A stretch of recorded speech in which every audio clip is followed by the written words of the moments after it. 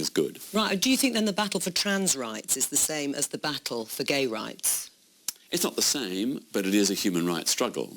And I find it so shocking the way in which trans people are being demonised. You know, all these fears and threats that they allegedly pose.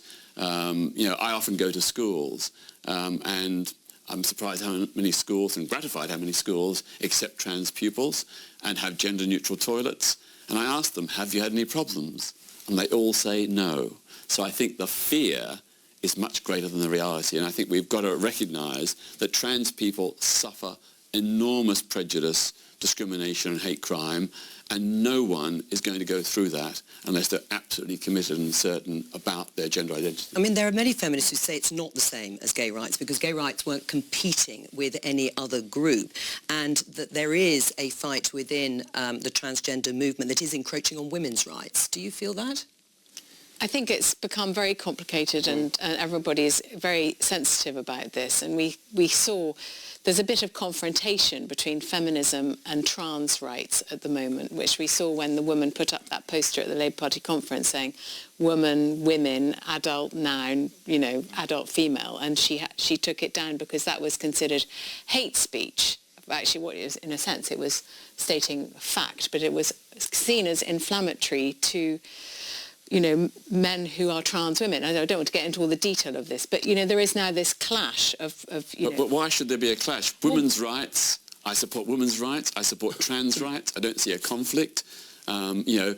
You don't see a conflict, but there are women who do. I mean, they say there's a fundamental conflict between the demands some trans lobby groups are making and the rights of, maybe as they see it, another vulnerable group, women and girls. Yeah, and they seek to project that trans people are ipso facto a threat. Not necessarily. And, you know, rapists, that they are guilty of or threats to do violent acts against women. Now, there may be a handful of trans women like that, but the vast majority are not.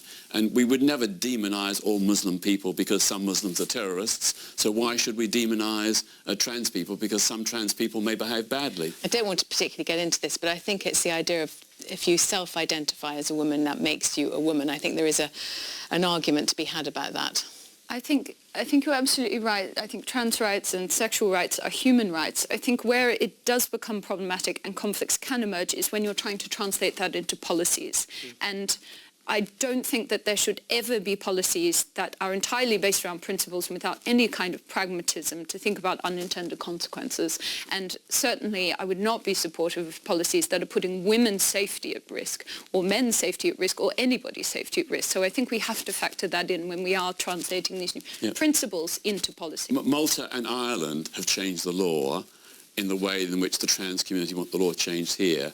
There have been no problems in Malta or Ireland. I just think it's fear-mongering and scapegoating and demonisation of a most shocking kind. Right. Do you think that's what feminists are doing? Some of the feminist writers who say that, you know, if you are still biologically male, you self-identify as a woman, do they then have the right to enter women's changing rooms or refuges or compete against women and girls in sports where women don't have a choice about that? Does that make it difficult, women's own fundamental rights? Well, first of all, it's not all feminists. I didn't say all, some. No, some, yeah.